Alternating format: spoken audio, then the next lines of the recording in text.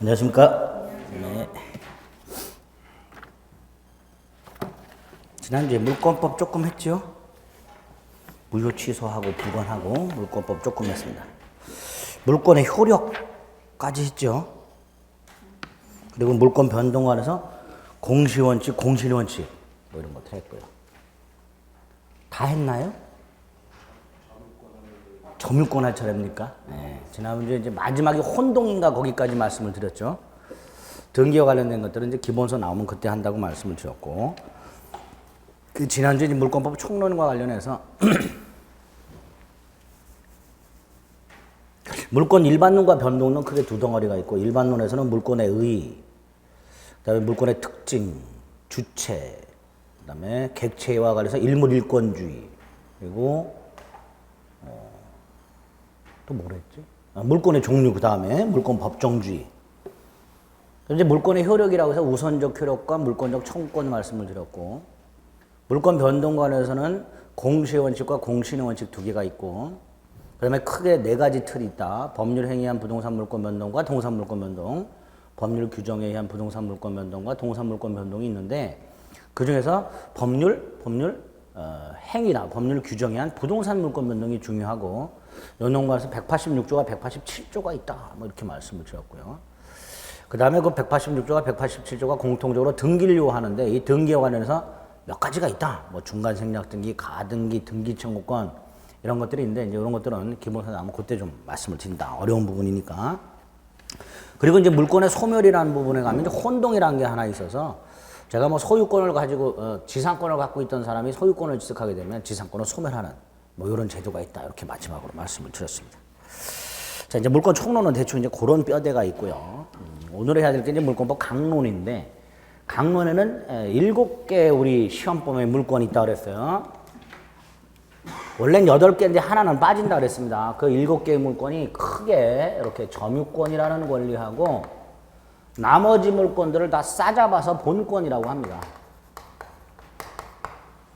그리고 이 본권의 맏형이 소유권이고요.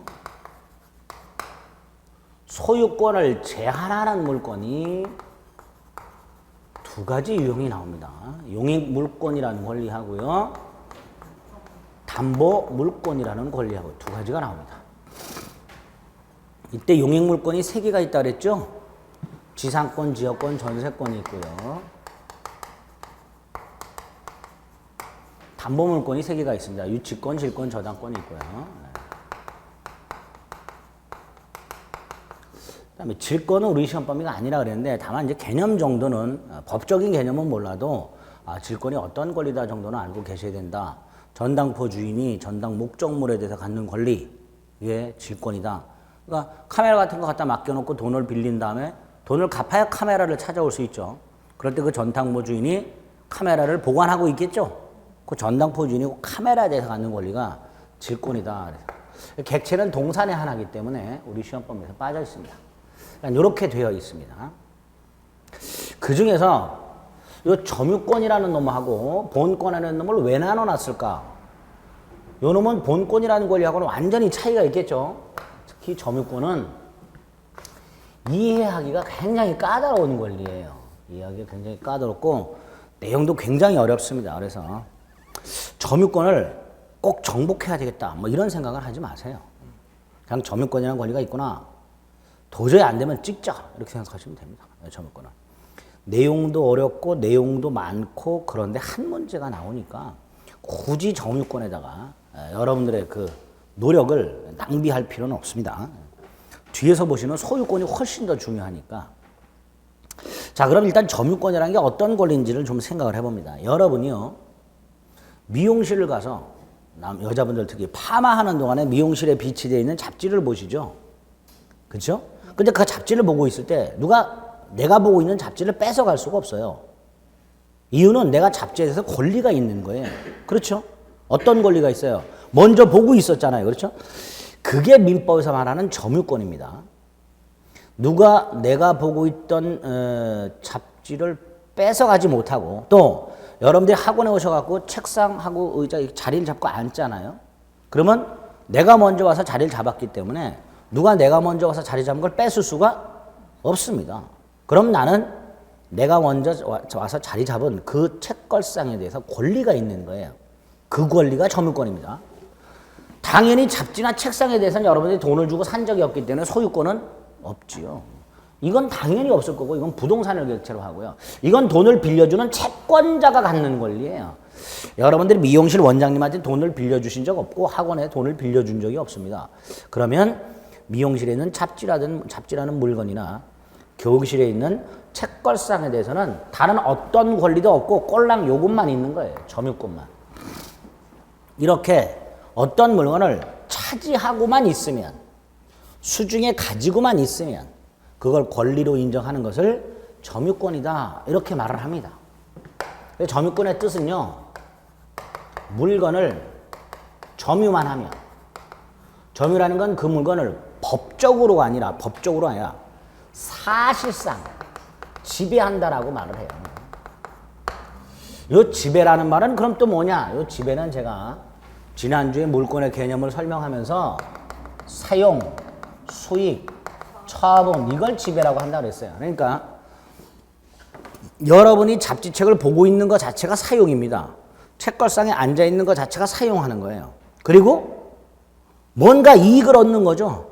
편하게 앉아서 바닥에 앉아서 공부하는 것보다 책걸상에 앉아서 공부하는 게 훨씬 편하니까 분명히 책걸상에 앉아서 공부를 하면서 책걸상을 사용하고 거기로부터 일정한 이익을 얻고 있고 이런 것들을 지배한다라고 해요. 근데 그게 내가 그 책걸상에 대해서 무슨 소유권 같은 본권이 있어서 지배하는 게 아니라 요 점유권이 있어서 지배하는 거예요. 이렇게 물건을 사실상 지배만 하면 그걸 법이 권리로 인정해 주는 것을 점유권이라고 합니다. 그러니까 이 점유권은요. 이 물건에 대해서 본권 따위를 가지고 있냐 이걸 묻지 않습니다. 본권 유무를 불문. 그래서 점유권은 물건을 점유하는 권리 이렇게 말을 해요. 물건을 점유하는 권리. 반면에 본권은 물건을 점유할 권리라고 해요. 할 권리. 요 할 뒤에 수 있는이 빠져 있어요. 점유할 수 있는 권리를 본권이다 이렇게 말합니다. 점유권은 그냥 점유하는 권리고 본권은 점유할 수 있는 권리고. 예를 들어서 갑의 노트북을 갑이 소유도 하고 있어요. 돈을 주고 샀어요. 소유권이 있죠. 현재 도서관에서 노트북을 수중에 넣고 인강을 보고 있어요. 그러면 갑은 노트북에 대해서 소유권이라는 권리와 점유권이라는 권리를 다 가지고 있는 상태입니다. 이 상태에서 화장실을 갔다 왔더니 을이 이걸 훔쳤어요. 갑이 도난을 당했습니다. 그래서 현재 을이 노트북을 점유하고 있습니다. 자, 이때 아까 말씀드렸듯이 물건을 점유만 하면 무슨 권이 인정된다?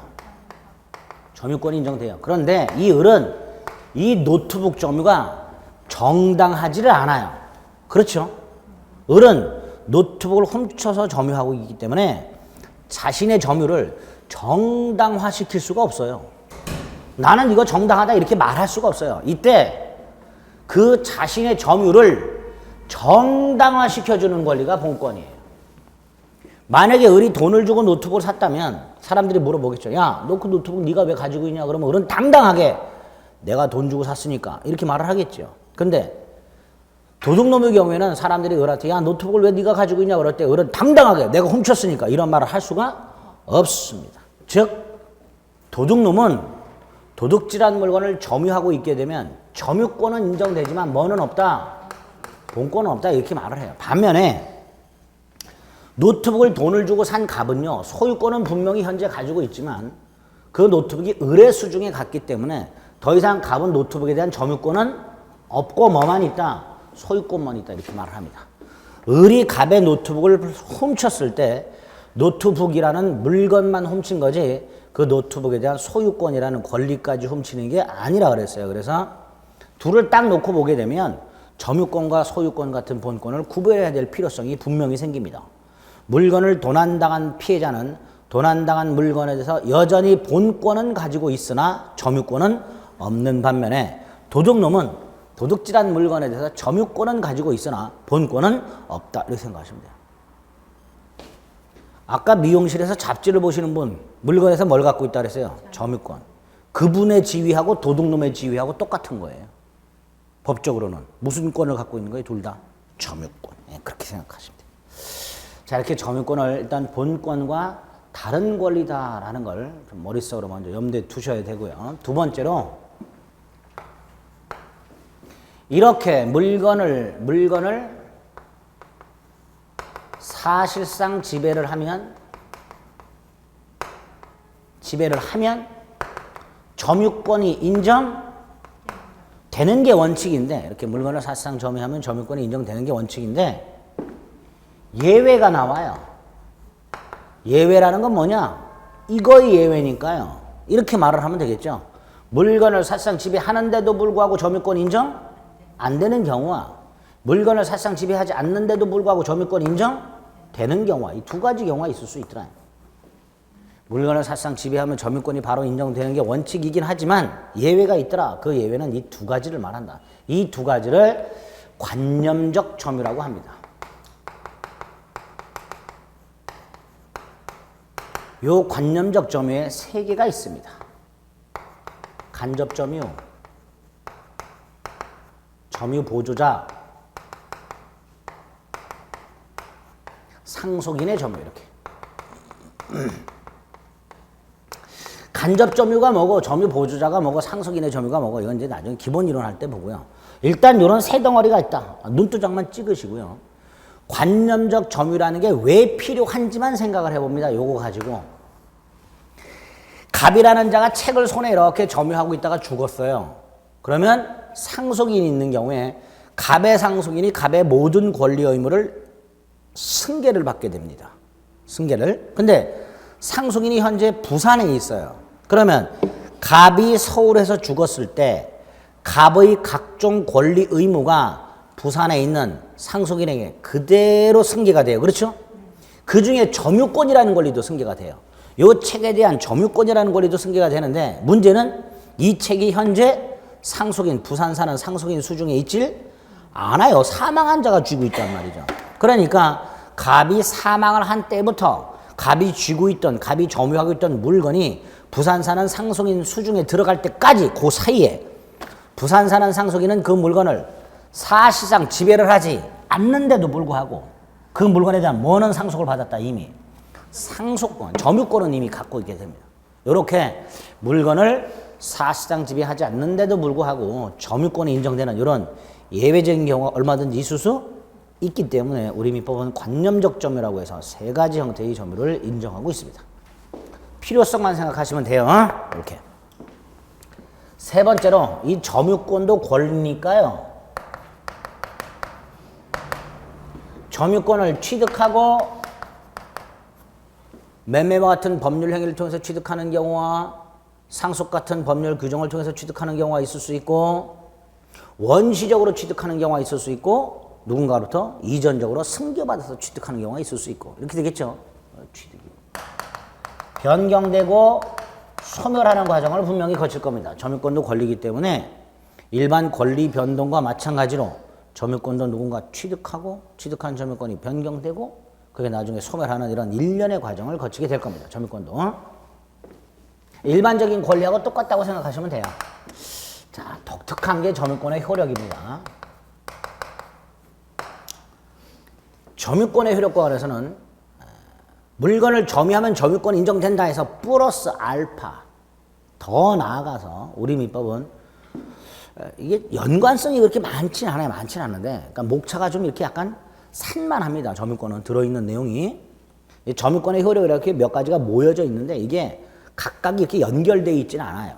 자, 먼저 점유권의 효력 중에 하나가 점유의, 권리, 적법,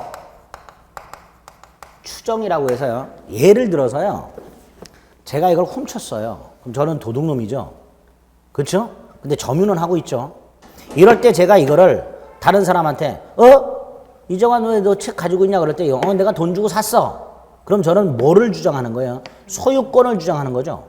그렇죠? 근데 알고 봤더니 도둑놈이야. 그런데 상대방은 내가 이걸 도둑질했다는 사실을 알 때까지는 도둑놈이라는 사실을 모르죠. 아, 이정환이가 손에 쥐고 있으니까 저놈이 말한 대로 저게 이정환 소유겠지. 이렇게 추측을 할 거예요. 그렇죠? 물건을 점유하고 있는 사람은 대부분 그 사람이 권리자인가 보다 이렇게 추측할 거예요. 여러분들이 길을 가고 있는데 자전거 세워져 있고 누가 자전거 안장에 이렇게 비스듬히 앉아 있어요. 그러면 지나가는 사람들이 보다가 아이 저놈은 왜 남의 자전거에 지멋대로 자전거 소유자 허락도 안 받고 안장에 앉아 있을까라고 생각할까요? 아 저놈은 저 자전거는 저놈 거구나 이렇게 생각을 할까요? 뭐 저놈 거구나 이렇게 생각을 할 거예요. 보통은. 그러니까 동산을 점유하고 있는 사람들은 도둑놈보다는 권리자일 가능성이 훨씬 많다라는 전제에서 그놈이 물건을 점유하고 있는 놈이 그 물건에 대해서 주장하고 있는 권리, 그게 소유권이 됐든 뭐가 됐든 그 권리를 일단은 적법하게 가지고 있는 걸로 인정을 하는 것을 점유의 권리 적법 추정이라고 합니다. 나중에 도둑놈이라는 사실이 밝혀지게 되면 이 추정을 깬다라고 말을 해요. 근데 그 깨지기 전까지는 일단은 아 저놈이 권리자구나라고 인정을 해주겠다라는 거예요. 그거를 점유의 권리 적법 추정이다 이렇게 부릅니다. 이런 게 하나 있어요. 200조에. 두 번째로 자 미용실로 돌아가 봅니다. 미용실에 비치되어 있는 잡지를 보고 있다가 화장실 갔다 와야 될 것 같아요. 그래서 갔다 와서 또 보려고 요렇게 펼쳐놓고 뒤집어 놓고 갔어요. 화장실에. 내가 앉아있던 의자 요렇게. 이건 사람들한테 뭘 밝힌 거예요? 나 갔다 와서 또 보겠다 이런 걸 밝힌 거죠. 일단은. 근데 갔다 왔더니 다른 아주머니가 보고 있어요. 보통 사람들이라면 에이씨 말 안 하죠. 귀찮고 그러니까 다른 거 뭐 다른 잡지 이렇게 뒤집어 볼 거예요. 그러면서도 성질은 나 내가 보던 건데. 근데 민법을 공부한 사람들은 달라요. 아주머니한테 갑니다. 아주머니가 뭐 잡지. 아주머니가 뭐라 그럴까요? 왜? 네 거요? 이렇게 말하면 내 거다 라고 말은 못하죠. 내 거다라고 말은 못해요. 소유권은 없어요. 아닌데? 그럼 그 보던 아줌마가 뭐라 그래요? 네 거도 아닌데 왜 달라 그래? 이럴 때 말할 수 있는 게 있어야 되죠. 그럴 때 말하는 게 점유권이에요. 내가 이 잡지에 대해서 소유권은 없지만 점유권이 있었다. 왜 나의 점유권을 네 멋대로 침탈하냐 말이죠. 우리 민법 204조에는 점유를 침탈당했을 때 소유권 따위가 아니고 점유권에 터잡아 돌려달라고 할 수 있는 권리가 있다. 이렇게 말을 하면 돼요. 그럼 보던 아주머니가 오 그리고 돌려줄 거예요. 그게 점유물 반환 청구권입니다. 소유물 반환 청구권이 아니에요. 점유물 반환 청구권. 점유물 반환 청구권.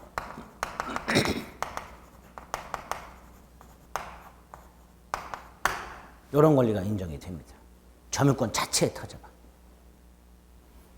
두 번째로 이렇게 펼쳐놓고 갔다 왔더니 깔고 앉아있어. 깔고 앉아있으면 또 잡지를 못 보죠. 그러면 일어나라. 엉덩이 치워라. 말할 수 있어야 되죠. 그것도 있어요. 그걸 점유물 방해 제거 청구라고 합니다.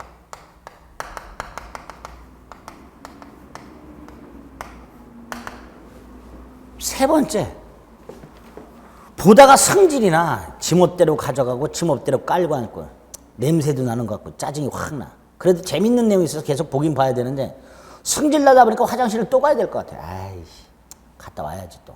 근데 갔다 오면 또 가져가거나 또 깔고 앉을 수도 있죠. 걱정스러워. 또 가져가면 어떡하지? 또 깔고 앉으면 어떡해? 걱정할 필요가 없어요. 멘트 날리면 돼요. 또 가져가거나 또 깔고 앉으면 죽여버린다. 방해 예방 청구예요. 이렇게 소유권이 아니에요. 점유권에 그 점유권이 누군가에서 침탈당하거나 방해당하거나 방해당할 염려가 있을 때 다른 어떤 권리도 아닌 점유권에 터잡아서 돌려달라, 방해를 제거하라, 방해하지 마라 이렇게 청구할 권리가 인정이 되고 이걸 점유보호 청구권이라고 부릅니다. 우리 지난주에 물권적 청구권 봤지요? 거기에 3종 2세트가 규정이 되어 있다고 했습니다. 방한, 방해 제거, 방해 예방. 그 중에 점유권의 한 세트가 있다고 그랬죠? 그게 이거예요. 네. 점유, 보호 청구권 이런 게 인정된다. 두 번째 효력입니다. 세 번째로 더 황당한 일이 생깁니다. 내가 지금 보고 있어요. 딱 보고 이제 뺏어가. 옆에서 뺏어가. 그러면 뺏겨요? 안 뺏길 수 있어요? 뭐 하는 짓이냐고 이렇게 말할 수 있어요. 이럴 때 또 그 아주머니가 물어봅니다. 네 거냐? 아닌데. 근데 왜 너 혼자 독점적으로 보고 있냐? 그럼 또 뭐라 그러면 돼요? 점유권이 있다. 원래 권리가 침해가 되면요, 국가를 통해서 보호를 받는 것을 원칙으로 합니다. 만약에 권리가 침해되었을 때 개인적으로 해결하라 그러면요, 복수의 복수가 난무하게 돼요. 최근 문제가 되는 보복운전 생각해 보세요. 팍 끼어들어서 뚜껑이 확 열렸어. 개인적으로 해결하려고 또 끼어들죠. 그러다 보면 싸움 나죠. 이런 걸 국가는 막아요. 권리가 침해되면 침해된 자 스스로 해결하지 마라. 국가를 통해서 보호를 받아라. 이걸 국가구제라고 합니다. 그런데 국가구제를 기다릴 시간적 여유가 없는 경우가 있어요. 지금처럼 막 지금 잡지를 뺏기고 있을 때, 이렇게 막 뺏기고 있을 때 언제 국가가 나를 보호해 줄 때까지 기다려요. 그렇죠? 그러니까 내 힘으로 내 권리를 보호해야 돼요. 그렇게 급박한 순간에는. 이런 걸 자력구제, 사력구제라고 해요.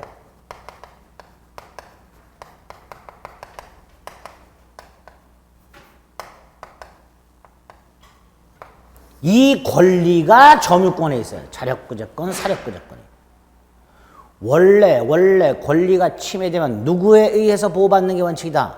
국가구제라고 그랬어요. 그런데 개인의 권리가 침해가 되는 급박한 상황에서 국가구제를 기다릴 시간적 여유가 없을 때 스스로의 힘에 의해서 자신의 권리를 보호하는 것을 자력구제라고 하는데, 다른 어떤 권리도 자력구제권은 없고요. 점유권에만 있습니다. 점유권에만. 그래서 안 뺏길 수 있습니다. 내 힘으로. 그걸 자력방위권이라고 하고요. 기습을 당했어요. 보고 있는데 아주머니가 석 일어나더니 신발끈을 딱 매요. 아주머니가 신발끈을 딱 매더니 눈치를 딱 보다 말고 옷도 딱딱딱 이렇게 단다. 갑자기 보다 말고 확 뺏어갖고 도망가. 막을 겨를도 없이. 눈앞에서 도망가는 게 보여요. 이렇게 시야에서 보이면 쫓아갈 수 있죠. 네? 그 쫓아갈 가능성이 남아있는, 시야에서 내가 보던 잡지를 뺏어서 도망가는 사람이 시야에 남아있다면 쫓아갈 수 있는 가능성이 열려있죠. 이걸 추적 가능성 이렇게 불러요. 이렇게 추적 가능성이 남아있는 상황에서는 쫓아가서 되찾아올 수 있습니다. 이걸 자력 탈환권이라고 해요. 힘으로 뺏어올 수 있다 이런 뜻입니다. 이렇게 점유권에는 점유권이 막 침탈이 되고 있는 급박한 상황에서 스스로의 힘에 의해서 자신의 점유권을 보호할 수 있는 자력구제권 두 가지 효력이 인정됩니다. 자력 방위권과 자력 탈환권 209조입니다. 네 번째로 조금 낯선 게 하나 와요. 갑소유 땅이 있습니다. 그런데 을이 이 땅에서 경작을 합니다. 경작을 하려면 땅을 사용하는 거죠. 땅으로부터 이익을 얻는 거죠. 점유를 하고 있는 거예요. 을이 땅을 경작하면서 점유하는데 보통 남의 땅을 경작하려면 땅 소유자하고 계약 맺어야 되죠. 땅 빌려야 될 거 아니에요. 그렇죠? 정당하게 사용을 해야 되죠. 그런데 아뿔싸 이 둘이 아무런 계약 관계가 없어요. 갑과 을 사이에 토지 사용에 관한 갑소유 토지를 을이 사용하는 것에 대한 아무런 계약 관계가 존재하지 않는다면 을은 무단으로 사용하고 있는 거예요. 그렇죠? 다시 말해서 을은 본권이 없는 자예요. 을이 갑소유 땅을 경작하고 있는 건 정당하지 않아요. 왜? 갑하고 아무런 사용계약을 한 적이 없기 때문에. 이렇게 본권 없이 물건을 점유하고 있는 사람이 있을 수 있고요. 그 물건을 돌려받아야 될 사람이 있을 수 있죠. 예? 땅 돌려받아야 될 거 아니에요, 얘를. 예. 이거를 점유자와 회복자와의 관계라고 부릅니다.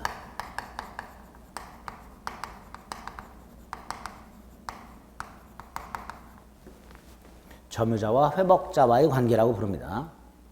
자, 그래서 점유권에 등장하는 점유자와 회복자와의 관계란 어떤 물건이 하나 있는데 그 물건을 본권 없이 점유하고 있는 자와 그 물건을 돌려받는 자 사이에 발생할 수 있는 상황을 미리 예상해서 법에서 규정을 해놨습니다. 이럴 때는 이렇게 해라. 이럴 때는 이렇게 해라. 이렇게. 그걸 점유자와 회복자와의 관계라고 불러요. 일단 기본적으로 갑은 땅을 돌려받아야 되죠. 이 갑이 땅을 돌려받는다는 것은 땅에 대한 소유권에 터잡은 거예요. 그렇죠? 그래서 갑이 을로부터 땅을 돌려받아라. 이거는 소유권의 규정이 되어 있습니다. 213조 소유물 반환 청구라고 소유권의 규정이 되어 있습니다. 이제 그건 나중에 소유권 가서 나중에 보시면 되는 거예요. 어쨌든 갑은 토지 소유권에 터잡아 땅을 돌려받을 수 있다 없다? 있다. 근데 땅을 돌려받는 것에서 더 나아가서 갑은 을한테 땅을 네가 네 멋대로 썼으니까 사용료 내놔라. 뭐 이런 말 할 수 있죠.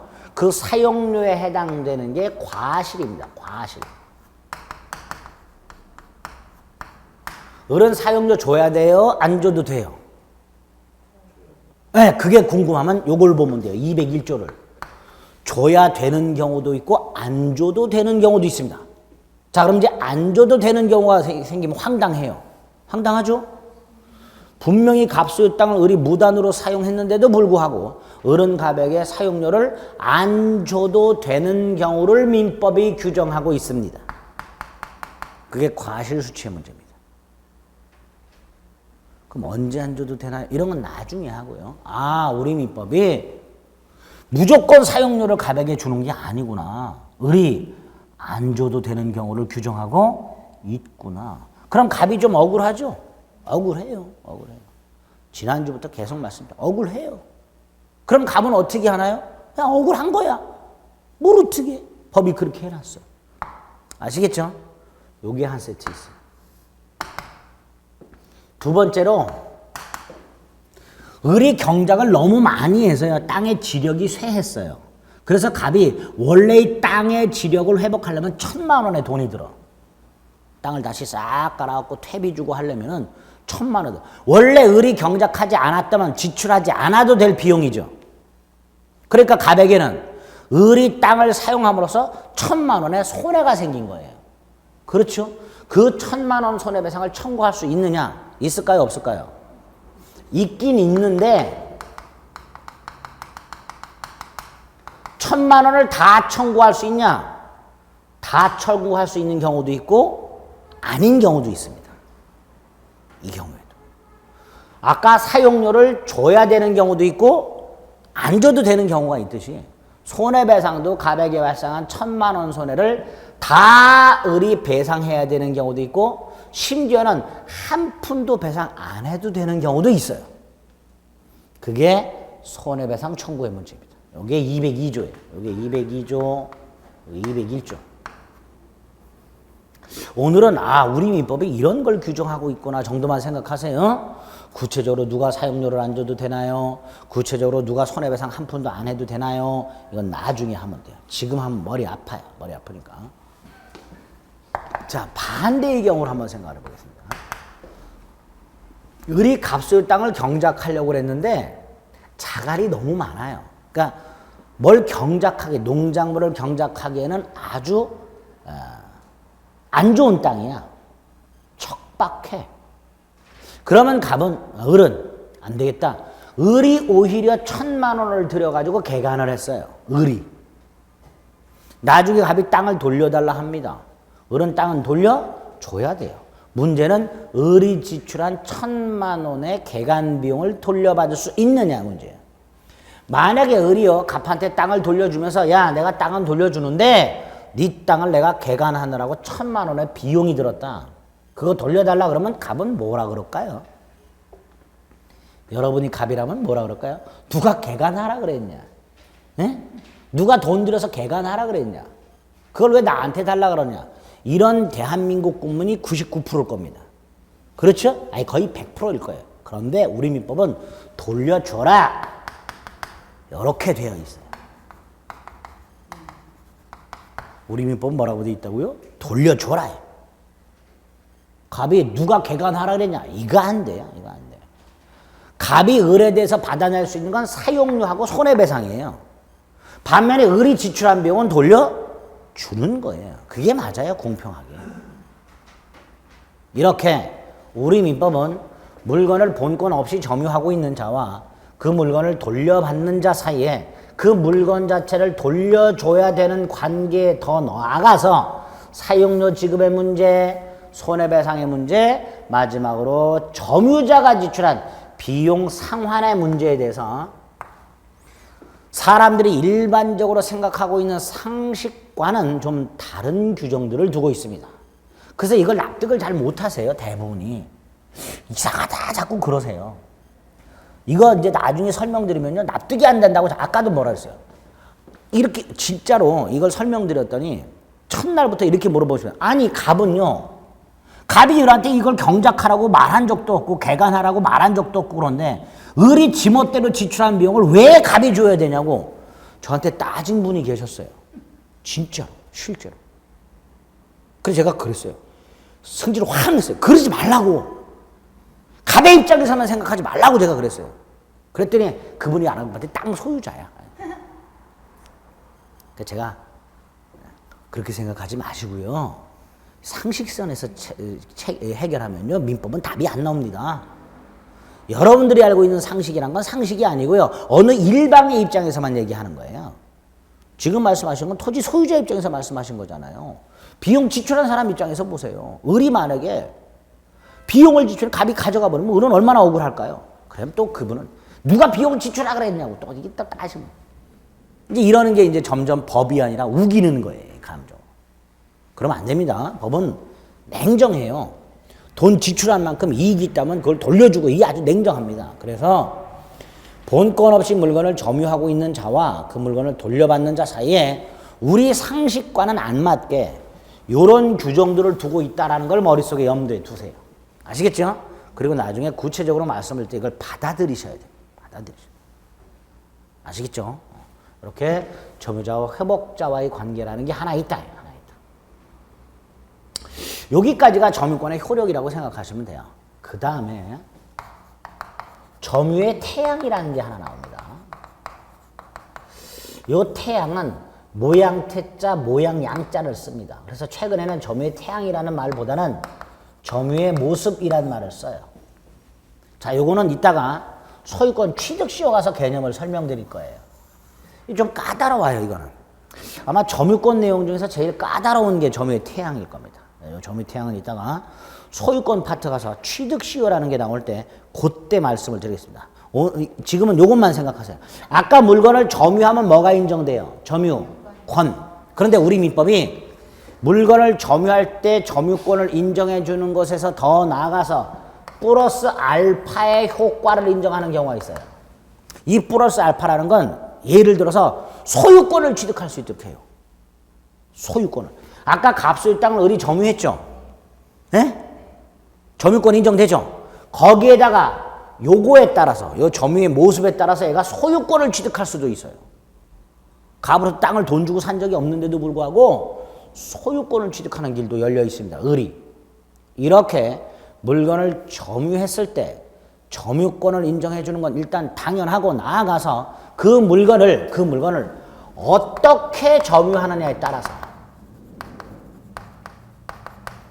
어떻게 점유했느냐에 따라서 점유권 이외에 플러스 소유권 취득과 같은 별도의 효과를 인정하고 있습니다. 우리 민법이. 이때 이 별도의 효과를 인정해 주는 점유의 모습, 즉 어떻게 점유하게 되었는가, 어떤 모습으로 점유하게 되었는가, 이걸 점유의 태양이라고 합니다. 어떤 게 있는지는 이따 소유권의 취득시효 가서 말씀을 드릴 거예요. 이제 마지막으로 준점유라는 게 하나 나와요. 이거 몰라도 됩니다. 점유권이 이런 내용으로 구성이 되어 있습니다. 그래서 강론 부분은 뼈대만 굵직굵직하게 일단 잡아주세요. 아, 점유권이라는 게 어떤 권리고 그 점유권의 내용에는 이런 것들이 부수적으로 들어있구나. 여기까지 됐죠? 이거는 아주 어려우니까 나중에 기본이론 강의 시간에 따로 말씀을 드리겠습니다. 자, 물권 강론 7개의 권리 중에서 일단 점유권이라는 게 이런 권리구나 정도만 오늘은 생각합니다. 됐죠? 이게 첫 번째. 두 번째 권리가 소유권입니다. 소유권. 우리 입문서 보면 154페이지가 있죠. 소유권은 훨씬 나아요. 점유권보다는. 고맙게도.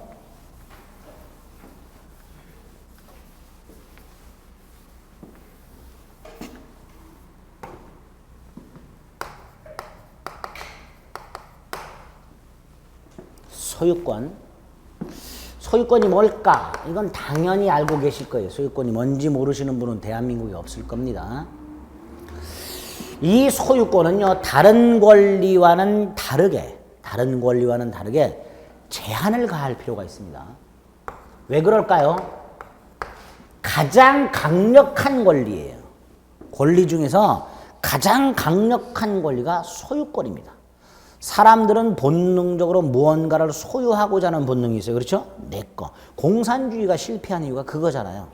사유재산을 인정 안 해서 실패한 거 아니에요. 그렇죠? 사람의 본능이라는 게 머릿속으로 생각을 할 오스트랄로피테쿠스 이후로 내 거라는 개념이 생기기 시작합니다. 그게 본능이란 말이에요.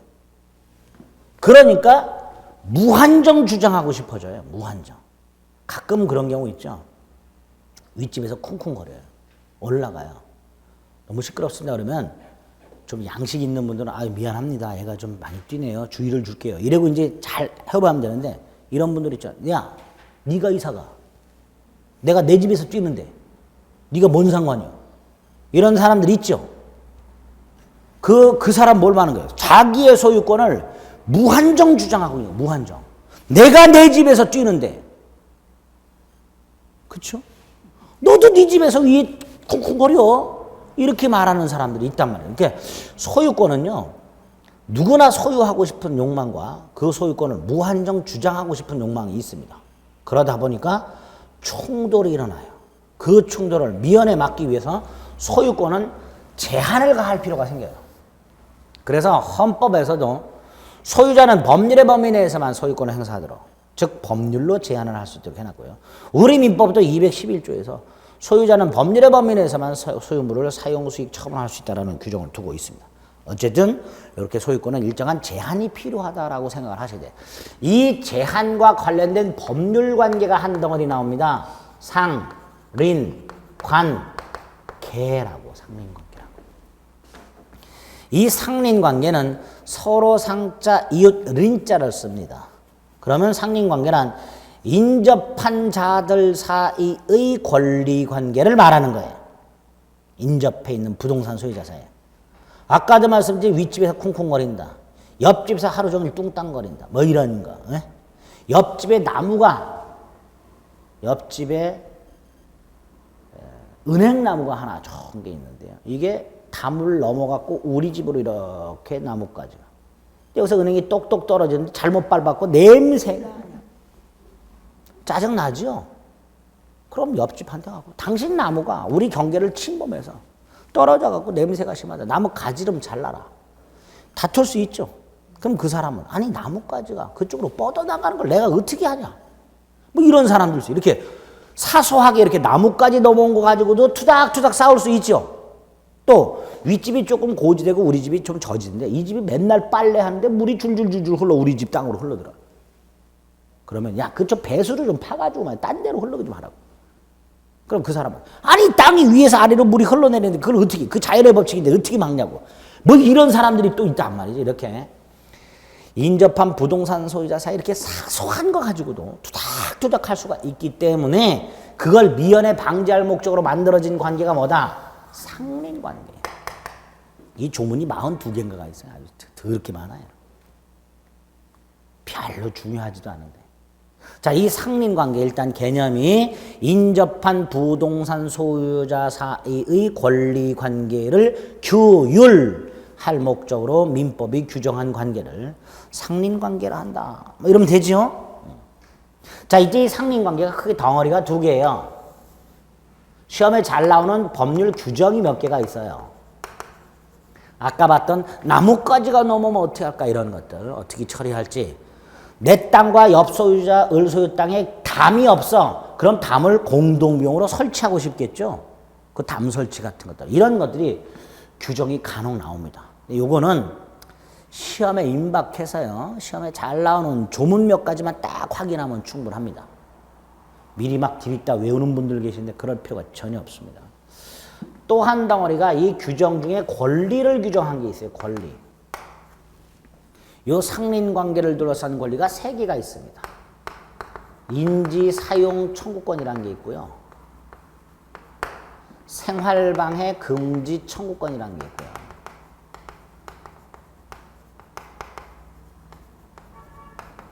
주의 토지 통행권이라는 게 있습니다.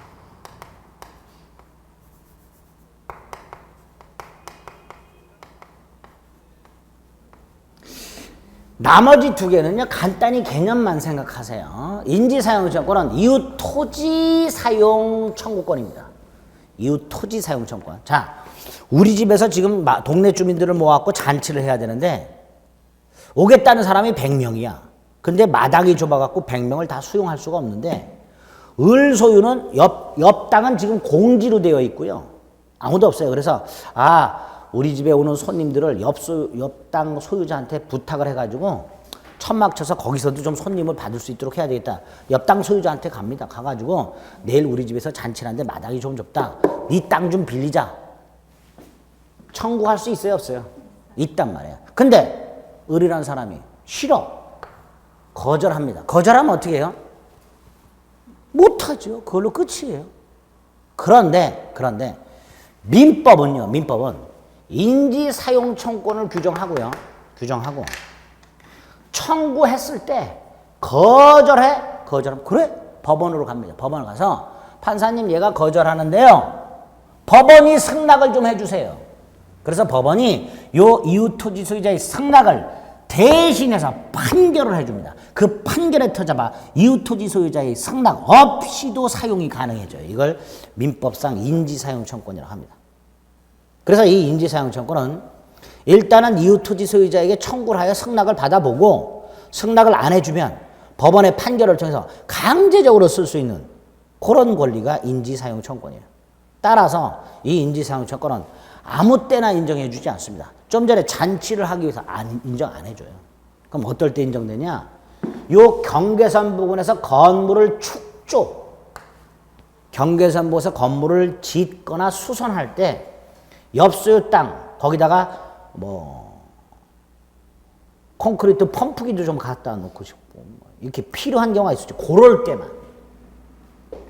경계선 부근에서 건물을 축조하거나 건물을 수선하기 위해서 필요한 범위 내에서만 청구할 수 있고, 보통은 아까 잔치 같은 건 청구했을 때 거절당하면 그걸로 끝. 근데 요거는 거절당하면 승낙을 대신하는 판결을 받아서 강제적으로 사용이 가능하도록 그런 인지사용 청구권이 하나 있습니다. 또 하나가 생활방해 금지라고 아까 말씀드렸듯이 이웃 토지가 하루 종일 뚱땅거려요.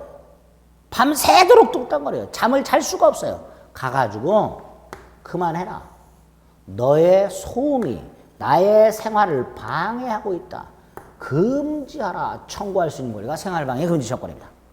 이웃 토지로부터 날아 들어오는 냄새, 소음, 진동, 음향 같은 것들이 그 옆 토지 소유자의 생활을 방해하고 있는 경우에 참을 수 있는 한도를 넘어서게 되면 가가지고 하지 말라고 청구할 수 있는 권리를 생활방해 금지 청구권이라고 합니다. 뭐 이런 게 있어요, 민법에. 중요한 게 이건데요. 잘 보세요. 갑소유 땅이 있고 을소유 땅이 있고 공로가 있습니다. 공로는 일반 대중이 통행하는 도로라고 생각하시면 됩니다. 그런데 여기가 낭떠러지야.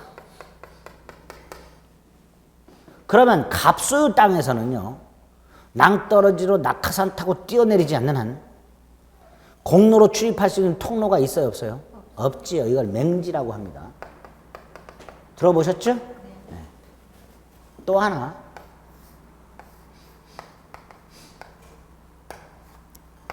갑소유 땅이 있고 을소유 땅이 있는데 이렇게 되어 있어요. 그리고 역시 절벽이에요. 자, 갑소유 땅에서 을소유 땅으로, 갑소유 땅에서 공로로 갈 수 있는 통로가 있어요, 없어요? 있지요. 있어요. 있는데 20cm야, 폭이. 폭이 몇 cm? 20cm. 사람 하나 좀 얄부리한 사람 겨우 지나다닐까 말까 하고요. 결정적으로 중국 음식을 시켜 먹질 못해요. 왜? 통이 못 들어와요. 통이 들어왔어. 그럼 이 통로는 있으나 많아하죠. 자, 어느 토지로부터 공로와의 사이에 필요한 통로가 아예 없는 경우나 있긴 있으나 제 기능을 발휘하지 못하는 경우, 둘 중에 하나, 딱 둘 중에 하나. 이때 갑은 을의 동이나 승낙 없이 일방적으로 통행할 권리를 인정해 줍니다. 이걸 주의투지 통행권이라고 합니다. 함부로 인정하면 돼요, 안 돼요? 안 돼요. 함부로 인정하면 을 열받아 죽어요. 을의 입장에서 갑이 자신의 승낙도 없이 을소유 땅을 왔다 갔다 하고 있으면 그거 눈 뜨고 볼까요, 안 볼까요? 안 본단 말이죠. 그러니까 이 주의투지 통행권은 함부로 인정해 주는 게 아닙니다. 그래서 세 가지를 기억하셔야 돼요. 첫째. 지금 말씀드린 거, 어느 토지와 공로 사이에 그 토지 용도에 필요한 통로가 아예 없거나 있긴 있지만 제 기능을 발휘하지 못하는 경우. 두 번째로 을소유 토지를 통행할 때요, 최대한 을에게 손해가 가장 적은 장소, 최대한 을에게 손해가 가장 적은 방법을 택해갖고 통행을 해야 됩니다. 이 두 번째. 세 번째, 그래도 을에게는 손해가 생기니까 그 손해를 보상하라. 유상통행권, 유상. 무슨 통행권이라고요? 유상. 이렇게 어느 토지와 공로 사이에 토지에 필요한 통로가 없거나 있지만 제 기능을 발휘하지 못하는 경우, 첫 번째 요건. 두 번째, 주의 토지 소유자인 을의 손해가 가장 적은 장소와 방법을 선택하여. 세 번째, 을에게 발생한 손해를 보상하고 통행. 그게 주의 토지 통행권입니다. 이렇게 유상통행권이 인정되고요. 예외적으로 220조 무상통행권이 인정되는 경우가 있는데 이건 뭐 나중에 보면 되고요. 그런데 우리 입법이 이렇게 주의투지 통행권을 인정하더라도, 그래서 갑이 을소유 땅을 을의 승낙 없이 통행하더라도 그래도 갑을 간에는 다툼이 생기죠. 통행권이 인정되냐 안 되냐 갖고 싸울 거고요. 인정된다면 어느 폭에서 인정될 것이냐, 자동차도 왔다 갔다 할 수 있냐 없냐, 뭐 이런 것들이 문제가 되겠죠. 그렇죠? 그러다 보니까 조문은 이렇게 만들어져 있지만 실질적으로 갑과 을 사이에 다툼이 좀 많아요. 그래서 우리 대법원이 이럴 때는 통행권이 인정된다 안 된다. 두 번째, 통행권이 인정되더라도 그 범위는 이만큼만 인정된다. 이런 것들을 판결을 내놓는 게 있습니다. 그걸 나중에 추가하시면 됩니다. 오늘은 소유권 제한 관련된 상린관계라는 게 한 세트 있고, 그 중에 권리가 3개가 있는데 그 권리 중에 주의투지 통행권이라는 게 있고, 이 주의투지 통행권은 3가지를 기억해 놓자. 어떨 때 인정되는가? 통로가 없거나 제 기능을 발휘하지 못할 때. 두 번째, 어떻게 해야 되는가? 을의 손해가 가장 적은 장소와 방법을 택해서. 세 번째, 유상이냐? 그렇다. 원칙적으로 손해를 배상하라. 이런 걸 민법상 주의투지 통행권이라고 얘기하게 됩니다. 됐죠? 여기까지가 소유권의 기본적인 내용이 되는 거예요. 그 다음 이제 소유권의 취득이 나옵니다. 요거 이제 조금 쉬었다 하겠습니다. 이거는 취득은.